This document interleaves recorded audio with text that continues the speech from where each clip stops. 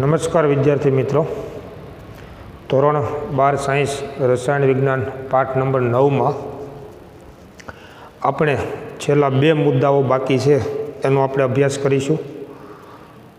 પ્રથમ જે છે એ ધાતુ કાર્બોનિલ સંયોજનોમાં બંધન અને ત્યારબાદ સવર્ગ સંયોજનોની ઉપયોગિતા અને તેના અનુપ્રયોગો વિશે આપણે સમજવાનું છે. સૌપ્રથમ ધાતુ કાર્બોનિલમાં બંધન એના વિશે આપણે સમજીશું.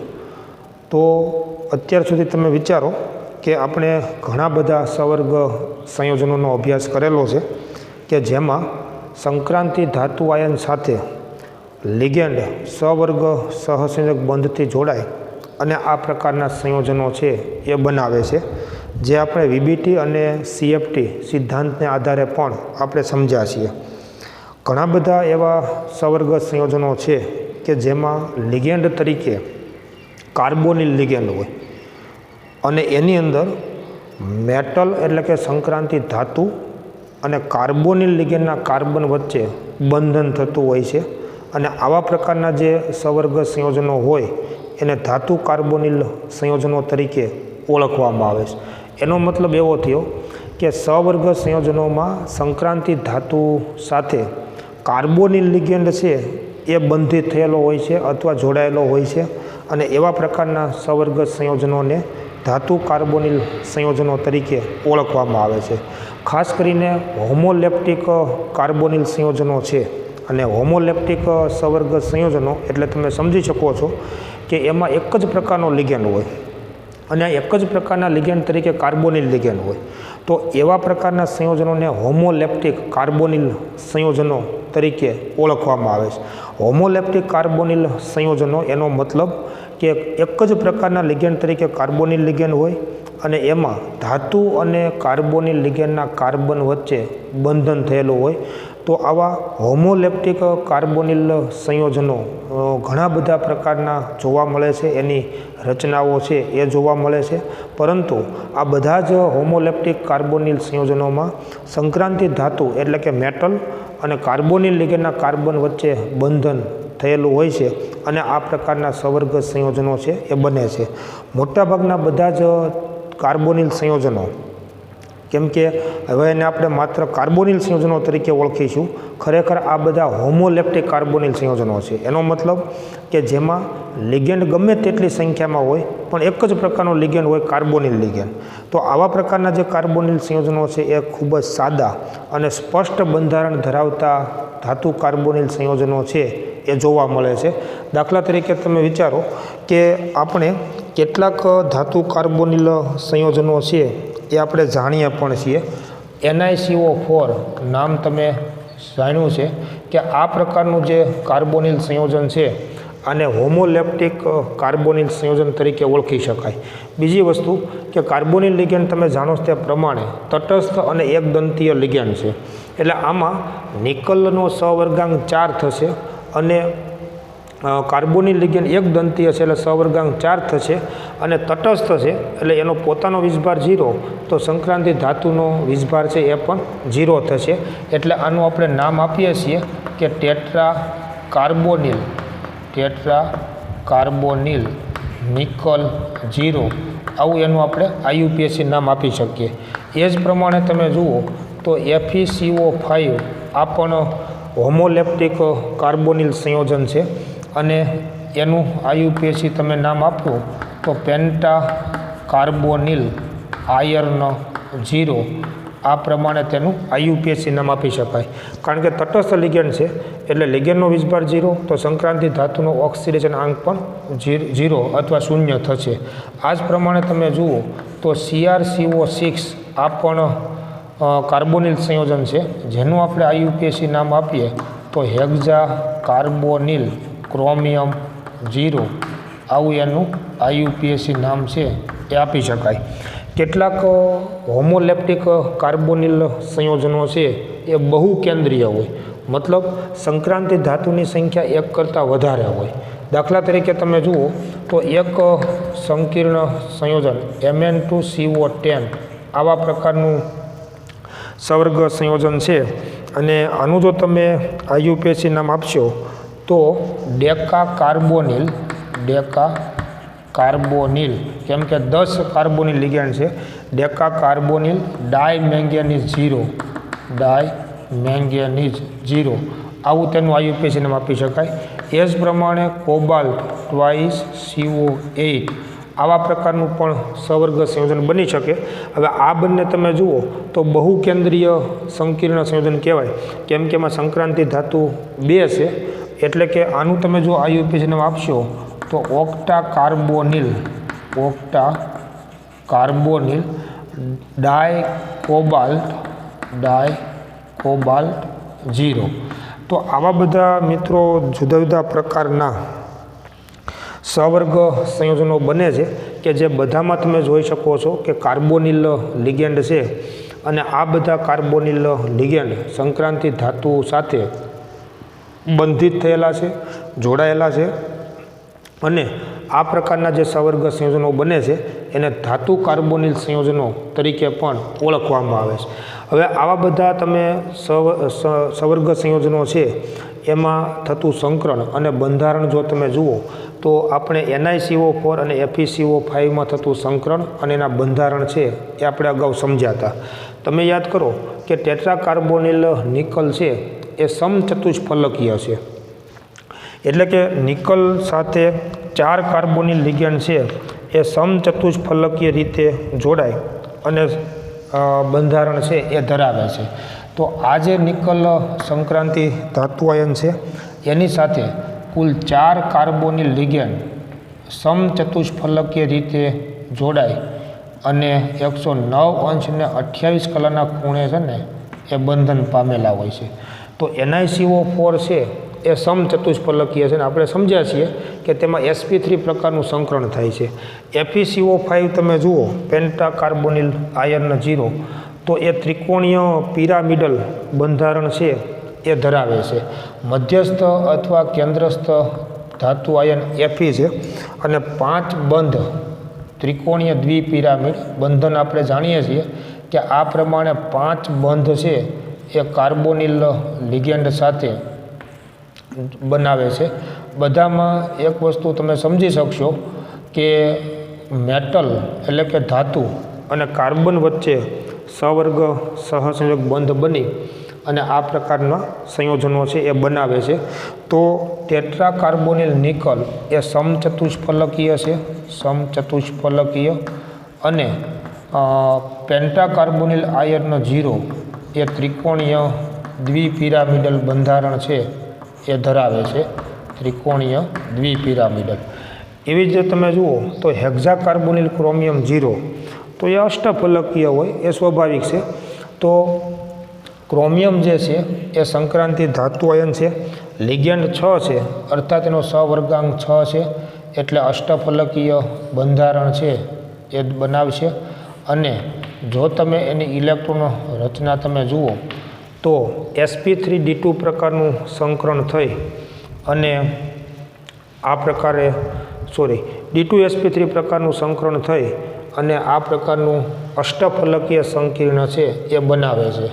હવે આમાં તમે જોઈ શકશો કે બધી જ સંક્રાંતિ ધાતુ છે એનો ઓક્સિડેશન આંક 0 છે, એટલે આ બંધારણ છે એ અષ્ટફલકીય બંધારણ છે એ ધરાવે છે. અગાઉ તમને યાદ છે કે NiCO4 અને FeCO5માં થતું સંકરણ તો આપણે સમજ્યા હતા. માની લો કે હેક્ઝાકાર્બોનિલ ક્રોમિયમ 0 છે, તો એમાં ક્રોમિયમનો ઓક્સિડેશન આંક 0 છે, અને ક્રોમિયમની તમે ઇલેક્ટ્રોન રચના પણ જાણો છો કે આર્ગોન 3d5 અને 4s1. હવે આ પ્રકારે ઇલેક્ટ્રોન રચના છે ક્રોમિયમની, ઓક્સિડેશન અવસ્થા 0 છે. તમે એમને કહી શકશો કે લિગેન્ડ પ્રબળ છે એટલે 4sના 1 ઇલેક્ટ્રોનનું સંક્રમણ 3dમાં થશે અને 3dમાં 6 ઇલેક્ટ્રોન થશે. લિગેન્ડ પ્રબળ છે તો એનું યુગ્મીકરણ થશે અને આગળની 2 3d કક્ષક, એક 4s કક્ષક અને 3 4px 4py 4pz આ 6 કક્ષકોનું સંમિશ્રણ થઈ અને d2sp3 પ્રકારનું સંકરણ થઈ અને આકાર છે એ અષ્ટફલકીય જોવા મળશે. તો આવા પ્રકારે 3 જે સંયોજનો છે કે જે હોમોલેપ્ટિક કાર્બોનિલ સંયોજનો તરીકે પણ જેને આપણે ઓળખીએ છીએ એ આ પ્રકારના છે. બહુકેન્દ્રીય સવર્ગ સંયોજનો છે ડેકા કાર્બોનિલ ડાયમેંગેનીઝ 0. તો આમાં તમે જુઓ મેંગેનીઝ સંક્રાંતિ ધાતુ 2 છે અને કાર્બોનિલ લિગેન્ડ 10 છે. એટલે 2 ચોરસ પિરામિડલ બંધારણ છે MnCO5 એવા 2 ચોરસ પિરામિડલ બંધારણ એકબીજા સાથે ધાતુ બંધ દ્વારા જોડાય અને આ પ્રકારનું ડેકા કાર્બોનિલ ડાયમેંગેનીઝ 0 બંધારણ છે એ ધરાવે છે.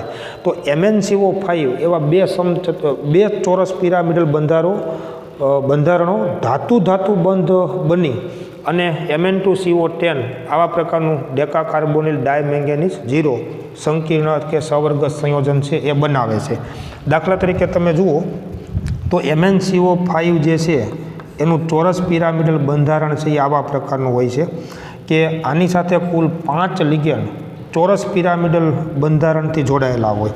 દાખલા તરીકે તમે જુઓ તો 2 લિગેન્ડ આ રીતે અને ચોરસ પિરામિડલ બંધારણ તમે જાણો છો કે એમાં પણ બધા જ બંધકોણ 90 અંશના હોય છે અને એક આ રીતે બંધન છે એ થયેલું હોય છે. જો આ જે છે MnCO5 એ ચોરસ પિરામિડલ બંધારણ છે એ ધરાવે છે.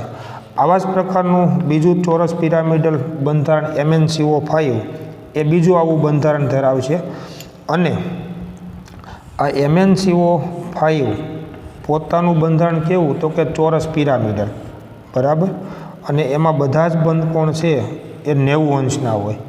જરાક વિચારજો કે આ 4 લિગેન્ડ છે ને ચોરસના ખૂણા ઉપર હોય. આ જે 4 લિગેન્ડ છે એ ચોરસના ખૂણા ઉપર હોય અને એ ચોરસને લંબરૂપે આ 5મો લિગેન્ડ હોય. એટલે 2 MnCO5 ચોરસ પિરામિડલ જે બંધારણો છે એ ધાતુ બંધ મેંગેનીઝ બંધનથી જોડાય અને Mn2CO10 આવા પ્રકારનું સંકીર્ણ છે એ બનાવે છે જેને આપણે ડેકા કાર્બોનિલ ડાયમેંગેનીઝ 0 તરીકે આપણે ઓળખીએ છીએ. હવે આમાંય તમે જોઈ શકશો કે મેંગેનીઝ સાથે જો 5 લિગેન્ડ ચોરસ પિરામિડલથી જોડાતા હોય તો એમાં જે સંકરણ છે ને એ DsP3 પ્રકારનું સંકરણ થતું હોય.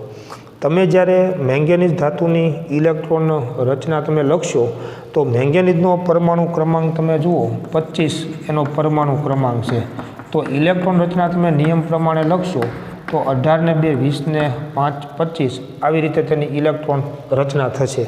લિગેન્ડ પ્રબળ છે એટલે શક્ય તેટલું યુગ્મીકરણ થશે.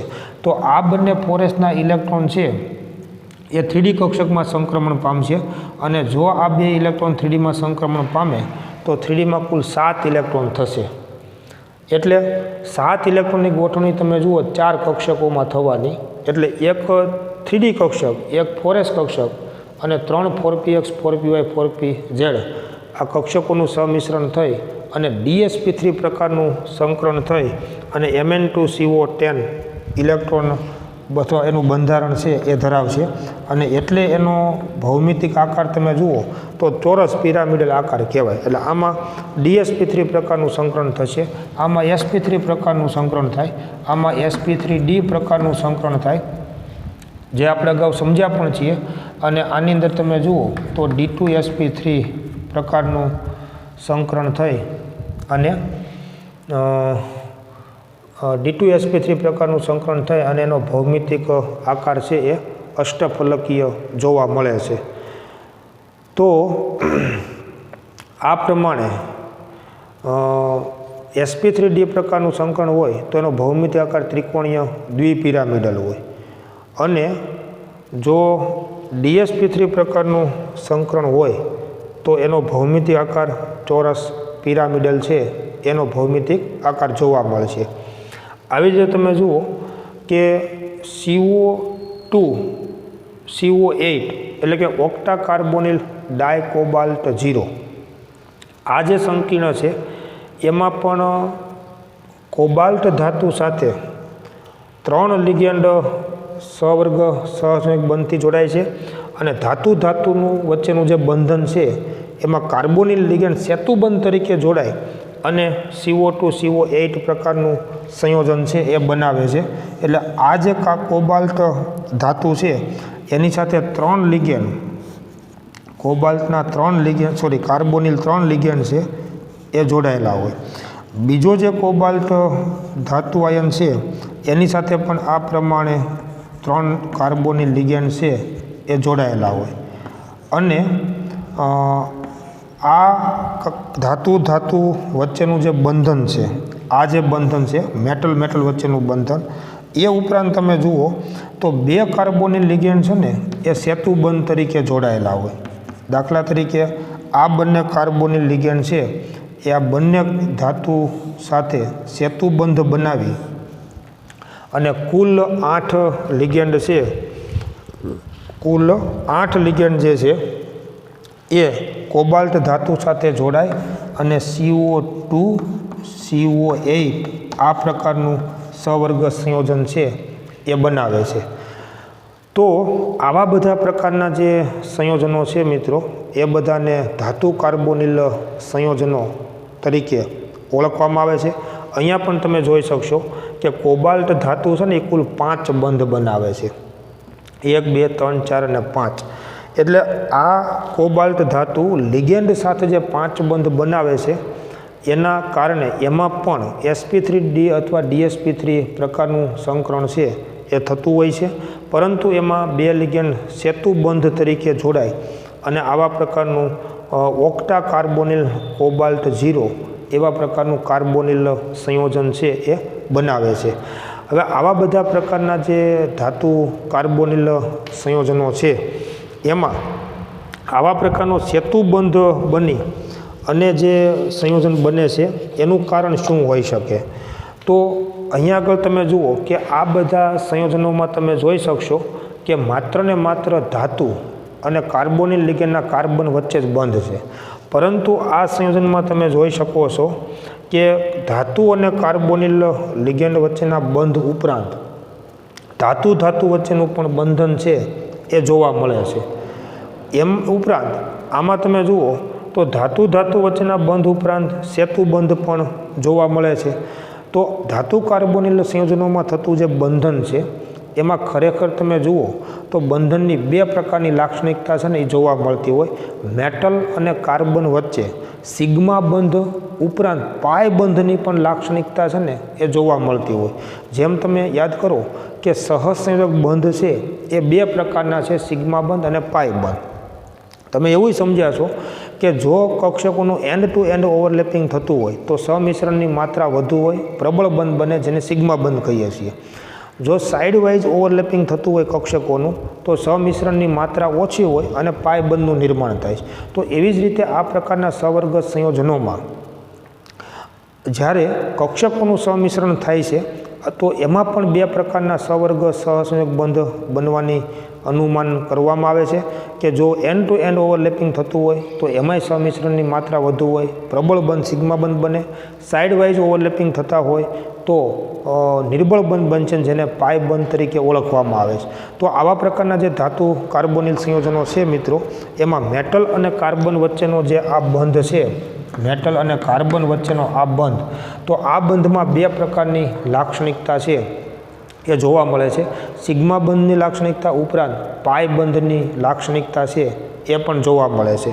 ખાસ કરીને સિગ્મા બંધ કેવી રીતે બનશે તો કાર્બોનિલ લિગેન્ડમાં કાર્બન પાસે રહેલું જે અબંધકારક ઇલેક્ટ્રોન યુગ્મ છે એ સંક્રાંતિ ધાતુની ખાલી કક્ષકોમાં પ્રદાન થવાથી સિગ્મા બંધનું નિર્માણ થતું હોય છે. પાય બંધનું નિર્માણ ક્યારે થાય તો ખરેખર આ જે કાર્બોનિલ લિગેન્ડ જે છે એ તમે યાદ કરો દ્વિપરમાણવીય અણુ કહી શકાય. અને કાર્બોનિલ અણુનું નિર્માણ આપણે આણવીય કક્ષક સિદ્ધાંત દ્વારા આપણે સમજ્યા હતા. તો એ કાર્બોનિલ લિગેન્ડની જે બંધ પ્રતિકારક પાય પ્રકારની જે આણવીય કક્ષક છે કે જે ખાલી છે, એમાં ધાતુનું ડી કક્ષકનું ઇલેક્ટ્રોન યુગ્મનું દાન થવાથી જે બંધ બને છે એને પાય બંધ તરીકે ઓળખવામાં આવે છે. એટલે આમાં બંને પ્રકારના જે બંધ બને છે, સિગ્મા બંધ ઉપરાંત પાઈ બંધ, તો એ બંને લાક્ષણિકતાઓ જોવા મળે છે. પરંતુ એ કેવી રીતે હોય છે? તો કાર્બોનિલ લિગેન્ડના કાર્બન પાસે રહેલું અબંધકારક ઇલેક્ટ્રોન યુગ્મનું દાન સંક્રાંતિ ધાતુની ખાલી ડી કક્ષકમાં થાય તો સિગ્મા બંધ બને.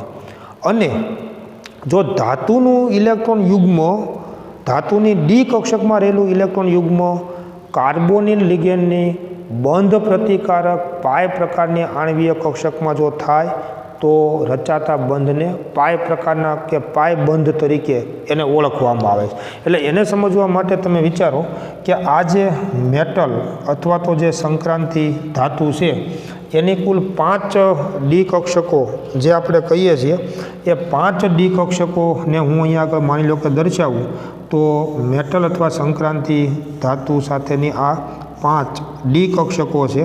અને આ 5 ડી કક્ષકો એ કાર્બોનિલ લિગેન્ડનો જે કાર્બન છે એની ખાલી જે અથવા એની જે આણ્વીય કક્ષકો છે એની સાથેના બંધનથી સિગ્મા અને પાય પ્રકારનો બંધ છે એ બને છે. હવે કાર્બન મોનોક્સાઇડનું આપણે બંધારણ જો તમને યાદ હોય તો 1160ના રાસાયણિક બંધનના પાઠમાં આપણે સમજાતા. આ કાર્બન અને ઓક્સિજન એ બંનેની પરમાણ્વીય કક્ષકોનું સંમિશ્રણ થઈ આણ્વીય કક્ષક સિદ્ધાંત અનુસાર અને બંધકારક અને બંધ પ્રતિકારક આવા પ્રકારની આણ્વીય કક્ષકો છે એનું નિર્માણ થતું હોય છે. તો આ કાર્બન જે છે એને આ બધી બંધકારક અને બંધ પ્રતિકારક આણ્વીય કક્ષકો આપણે બતાવી છે. અને હવે જ્યારે આવા પ્રકારનો કાર્બોનિલ લિગેન્ડ એ સંક્રાંતિ ધાતુ સાથે જ્યારે લિગેન્ડ તરીકે જોડાય તો એક શક્યતા એવી હોય કે આ જે કાર્બોનિલ કાર્બન છે એની પાસે રહેલું જે ઇલેક્ટ્રોન યુગ્મ છે, આ ઇલેક્ટ્રોન યુગ્મનું પ્રદાન જો આ સંક્રાંતિ ધાતુની ખાલી કક્ષકમાં થાય તો આ પ્રકારનો જે બંધ બને છે એને મિત્રો સિગ્મા બંધ તરીકે આપણે ઓળખીએ છીએ. બીજું શું થાય તો માની લો કે આ જે સંક્રાંતિ ધાતુ છે એની પાસે જો ઇલેક્ટ્રોન યુગ્મ હોય અને એ ઇલેક્ટ્રોન યુગ્મનું પ્રદાન જો કાર્બોનિલ લિગેન્ડના કાર્બનની જે બંધ પ્રતિકારક આણ્વીય કક્ષક છે એમાં જો એનું પ્રદાન થતું હોય તો આ પ્રકારનો જે બંધ બને છે એને પાય બંધ તરીકે ઓળખવામાં આવે છે. એટલે આવી રીતે બંને દિશામાં ઇલેક્ટ્રોન યુગ્મોના પ્રદાન થઈ અને પાય બંધનું નિર્માણ થાય. એવી જ રીતે તમે જુઓ કે માની લો કે આ કક્ષકમાં જો સંક્રાંતિ ધાતુનું ઇલેક્ટ્રોન યુગ્મ છે એ આ પાય સ્ટાર પ્રકારની આણ્વીય કક્ષકમાં જો ઇલેક્ટ્રોન યુગ્મનું પ્રદાન થતું હોય તો આ પ્રકારના બંધને પણ પાય બંધ તરીકે ઓળખવામાં આવે. તો આ જે છે ને એ પાય સ્ટાર એટલે યાદ કરો બંધ પ્રતિકારક આણ્વીય કક્ષક, અને આ પાય કક્ષક એટલે કે બંધકારક આણ્વીય કક્ષક. અને એ જો ખાલી કક્ષકો હોય અને એમાં જો ધાતુની ડી કક્ષકમાં રહેલા ઇલેક્ટ્રોન યુગ્મનું પ્રદાન થઈ અને જે બંધ બને એને પાય પ્રકારના બંધન તરીકે ઓળખવામાં આવે. તો ધાતુ કાર્બોનિલ સંયોજનોમાં સિગ્મા બંધ ઉપરાંત શું બને છે? પાય બંધ બનતો હોય. અને આ સિગ્મા બંધ જે છે, સિગ્મા બંધ એ કેવી રીતે બનશે? તો કાર્બોનિલ લિગેન્ડમાં કાર્બન પાસે રહેલું અબંધકારક ઇલેક્ટ્રોન યુગ્મનું ધાતુની ખાલી ડી કક્ષકમાં પ્રદાન થવાથી સિગ્મા બંધ બને છે. જ્યારે ધાતુની ડી કક્ષકમાં રહેલા ઇલેક્ટ્રોન યુગ્મનું કાર્બનની બંધ પ્રતિકારક કે બંધકારક ખાલી આણ્વીય કક્ષકમાં ધાતુના ડી ઇલેક્ટ્રોનનું પ્રદાન થવાથી પાય પ્રકારના બંધનનું નિર્માણ થતું હોય છે. એટલે સિગ્મા બંધ ઉપરાંત જો આવા પ્રકારનો પાય બંધનું જો નિર્માણ થતું હોય તો એના કારણે ધાતુ કાર્બોનિલ સંયોજનોનું જે બંધન છે ને એ સબળ અથવા તો પ્રબળ બને છે. અને આ પ્રકારની જે અસર છે એને સહકર્મ અસર અથવા સિનેર્જિક ઇફેક્ટ તરીકે એને ઓળખવામાં આવે. તો ખાસ મિત્રો યાદ રાખવાનું કે કાર્બોનિલ સંકીર્ણ જે છે એમાં ધાતુનું લિગેન્ડ સાથેનું જે બંધન છે ને એ સહકર્મ અસર છે ને એ ઉત્પન્ન કરે છે. આ પ્રકારની જે અસર છે એને સહકર્મ અસર અથવા સિનેર્જિક ઇફેક્ટ તરીકે એને ઓળખવામાં આવે છે. બરાબર. સંકર્મ અસર અથવાને સિનર્જિક ઇફેક્ટ તરીકે ઓળખવામાં આવે છે કે જેથી કરીને ધાતુ અને લિગેન્ડ વચ્ચેનું જે બંધન છે ને એ સબળ અથવા તો પ્રબળ બને છે. તો ધાતુ કાર્બોનિલ સંયોજનોમાં ખાસ મહત્ત્વની બાબત મિત્રો કે સિગ્મા બંધ ઉપરાંત પાય બંધ બને છે અને એના કારણે ધાતુ અને લિગેન્ડ વચ્ચે આવા પ્રકારની અથવા ધાતુ અને લિગેન્ડ સાથે જે બંધન થાય છે એમાં આ પ્રકારની બંને બંધ બનવાની જે ક્રિયા છે એને સંકર્મ અસર તરીકે ઓળખવામાં આવે છે, સિનર્જિક ઇફેક્ટ તરીકે ઓળખવામાં આવે છે અને એના કારણે ધાતુ કાર્બોનિલ બંધન છે ને એ વધુ સબળ અથવા તો પ્રબળ બને છે. અને એથી કરીને શું થાય કે આવા પ્રકારના જે ધાતુ કાર્બોનિલ સંયોજનો છે એ વધુ સ્થાયીતા ધરાવે છે. અહીંયા આગળ મેટલ અને કાર્બન વચ્ચેનો બંધ જ આપણે સમજાવ્યો છે મિત્રો, અને મેટલ અને કાર્બન વચ્ચેનો જે બંધ આપણે સમજાવ્યો છે એમાં જ આ પ્રકારની સકર્મ અસર છે ને એ જોવા મળતી હોય. આપણે અહીં સિંગલ બંધથી આપણે દર્શાવીએ છીએ કેમ કે સિગ્મા બંધ માત્ર દર્શાવ્યો છે, પરંતુ સિગ્મા બંધ ઉપરાંત મેટલ અને કાર્બન વચ્ચે આવા પ્રકારના પાય બંધનું પણ નિર્માણ થતું હોય છે અને એના કારણે બંધ વધુ પ્રબળ બનતો હોય છે અને એ પ્રકારની અસરને જ સંકર્મ અસર અથવા સિનર્જિક ઇફેક્ટ તરીકે ઓળખવામાં આવે છે. જ્યારે સંક્રાંતિ ધાતુ સાથે અન્ય કોઈ પણ લિગેન્ડ જોડાયેલા હોય તો આ પ્રકારે અસર જોવા મળતી નથી કેમ કે એમાં માત્ર ને માત્ર આ એક જ પ્રકારનો બંધ બનતો હોય છે, સિગ્મા બંધ છે. આ ઉપરાંત તમે જુઓ તો મેટલ વચ્ચેનો જે બંધ છે એમાં શું થતું હોય છે, તો ધાતુ વચ્ચેનો જે બંધ છે એમાં પણ આવી જ રીતે ધાતુના ઇલેક્ટ્રોન યુગ્મો કે ઇલેક્ટ્રોનનું બંધન થવાથી ધાતુ વચ્ચેનો બંધ બને.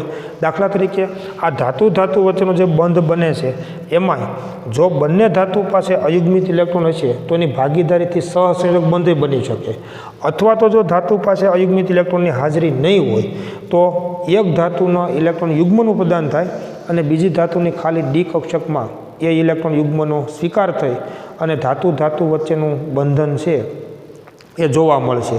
તો આવા પ્રકારના ધાતુ કાર્બોનિલ સંયોજનોમાં મેટલ વચ્ચેનો બંધ બને છે અને મેટલ અને કાર્બન વચ્ચેનો બંધ છે એ પણ બને છે. અને મેટલ કાર્બન વચ્ચેનો જે આ બંધ છે ને એ ખરેખર તમે વિચારો કે સંકર્મ અસર ઉત્પન્ન કરે છે, અર્થાત સિગ્મા બંધ ઉપરાંત પાય બંધ પણ બનતો હોવાના કારણે બંધ છે ને એ સબળ બને છે, પ્રબળ બને છે અને એટલા માટે આ પ્રકારના કાર્બોનિલ સંયોજનો છે એની સ્થાયીતા છે ને એ વધુ જોવા મળે છે. તો આવા પ્રકારનો એક ખૂબ મહત્ત્વનો અભ્યાસ એ ધાતુ કાર્બોનિલ સંયોજનોમાં થતું બંધન છે એના વિશેનો અભ્યાસ છે. મેટલ અને કાર્બન વચ્ચેનો જે આ પ્રકારનું બંધન છે મિત્રો એને કાર્બધાત્વીય સંયોજનો તરીકે પણ ઓળખવામાં આવે છે. કાર્બધાત્વીય સંયોજનો ઇંગ્લિશમાં ઓર્ગેનોમેટાલિક કમ્પાઉન્ડ તરીકે પણ ઓળખવામાં આવે. ગુજરાતીમાં એને કાર્બધાત્વીય સંયોજનો તરીકે પણ ઓળખવામાં આવે છે. આ તમે જુઓ તો મેટલ અને કાર્બન વચ્ચેનો બંધ માત્ર ને માત્ર કાર્બોનિલ સંયોજનોમાં જોવા મળે છે એવું નથી. ઘણા બધા એવા લિગેન્ડ છે કે જેમાં સંક્રાંતિ ધાતુ સાથે કાર્બન છે ને એ જોડાતો હોય છે. તો જ્યારે કોઈ પણ લિગેન્ડમાં રહેલો કાર્બન એ સંક્રાંતિ ધાતુ સાથે જ્યારે બંધન પામે છે ત્યારે મેટલ અને કાર્બન વચ્ચેનો આવું સીધું બંધન જોવા મળે છે. અને મેટલ અને કાર્બન વચ્ચે જો બંધન થયેલું હોય તો એ પ્રકારના સંયોજનોને કાર્બધાત્વીય સંયોજનો અથવા એને ઇંગ્લિશમાં ઓર્ગેનોમેટાલિક કમ્પાઉન્ડ તરીકે એને ઓળખવામાં આવે છે. દાખલા તરીકે તમે જુઓ તો અગાઉ આપણે એક ઉદાહરણ સમજ્યા હતા ફેરોસિન. મેં તમને એ સવર્ગ સંયોજનોનું બંધારણ અને એનું IUPAC નામ છે એ લખાવેલું છે. તો એમાં પણ તમે જોજો કે સંક્રાંતિ ધાતુ અને લિગેન્ડના કાર્બન વચ્ચે આવા પ્રકારનો MC પ્રકારનો બંધ છે એ બને છે. એટલે ખરેખર તમે જુઓ તો કાર્બધાત્વીય સંયોજન કોને કહેવાય? જો અત્યારે તમે જુઓ મેં અહીંયા કીધું છે ધાતુ કાર્બોનિલ સંયોજનો એટલે ફિક્સ થઈ ગયું કે લિગેન્ડ તરીકે કાર્બોનિલ જ છે. અને કાર્બોનિલ જો લિગેન્ડ તરીકે હોય તો એનો કાર્બન જ જોડાતો હોય. પરંતુ કેટલાક લિગેન્ડ એવા પણ છે કે જે કાર્બોનિલ લિગેન્ડ સિવાયના એવા કેટલાક લિગેન્ડ છે કે એમાં પણ મેટલ અને કાર્બન વચ્ચેનો જો બંધ બનતો હોય તો એવા તમામ સંયોજનોને કાર્બધાત્વીય સંયોજનો તરીકે ઓળખવામાં આવે છે. દાખલા તરીકે તમે જુઓ તો તમે ઓર્ગેનિક કેમિસ્ટ્રીમાં અત્યારે સમજી રહ્યા છો ગ્રિગ્નાર્ડ પ્રક્રિયક RMGX. તો ગ્રિગ્નાર્ડ પ્રક્રિયક છે મિત્રો RMGX. તો એમાંય તમે જુઓ તમને ખ્યાલ હશે કે R એટલે કોઈ પણ આલ્કાઇલ સમૂહ અને એનો કાર્બન અને મેગ્નેશિયમ ધાતુ વચ્ચેનું બંધન થયેલું હોય. અને એટલે જ તમે જોજો કે ગ્રિગ્નાર્ડ પ્રક્રિયકને પણ કાર્બધાત્વીય સંયોજન તરીકે ઓળખવામાં આવે. તો કાર્બધાત્વીય સંયોજન અથવા એને ઇંગ્લિશમાં ઓર્ગેનોમેટાલિક કમ્પાઉન્ડ તરીકે ઓળખવામાં આવે, જેનો સીધો સાદો અર્થ એવો કરવાનો કે જેમાં મેટલ અને કાર્બન વચ્ચે બંધન થયેલું હોય, બંધ બનેલો હોય. પછી સહસંયોજક પ્રકારનો હોય તોય ભલે, સહવર્ગ સહસંયોજક પ્રકારનો હોય તોય ભલે, પરંતુ અત્યારે જે કાર્બન છે એ કાર્બોનિલ લિગેન્ડનો છે, એટલે આપણે શું બોલીએ છીએ? ધાતુ કાર્બોનિલ સંયોજનો તરીકે આને આપણે ઓળખીએ છીએ. તો આવા પ્રકારના જે ધાતુ કાર્બોનિલ સંયોજનો છે એમાં જ સહકર્મ અસર છે એ જોવા મળે છે અને એના કારણે બંધન છે વધુ પ્રબળ કે સબળ છે એ બને છે, જેને સહકર્મ અસર અથવા ઇંગ્લિશમાં એને સિનેર્જિક ઇફેક્ટ તરીકે પણ એને ઓળખવામાં આવે. અને એના જ કારણે આ પ્રકારના સંયોજનો છે એ વધુ સ્થાયીતા ધરાવે છે, એમાં સ્થિરતા વધુ હોય છે. તો આવા પ્રકારનો એક ખૂબ મહત્ત્વનો અભ્યાસ છે એ સહવર્ગ સંયોજનોમાં ધાતુ કાર્બોનિલ સંયોજનોમાં થતું જે બંધન છે એના વિશેનો અભ્યાસ છે. અને પાઠની અંદર હવે જે આપણે એક છેલ્લો મુદ્દો સમજવાનો છે એ સહવર્ગ સંયોજનોની ઉપયોગિતા અને તેના અનુપ્રયોગો વિશે આપણે મિત્રો સમજવાનું છે, પરંતુ એની વાત આપણે આવતા નેક્સ્ટ લેક્ચરની અંદર કરીશું. Thank you very much.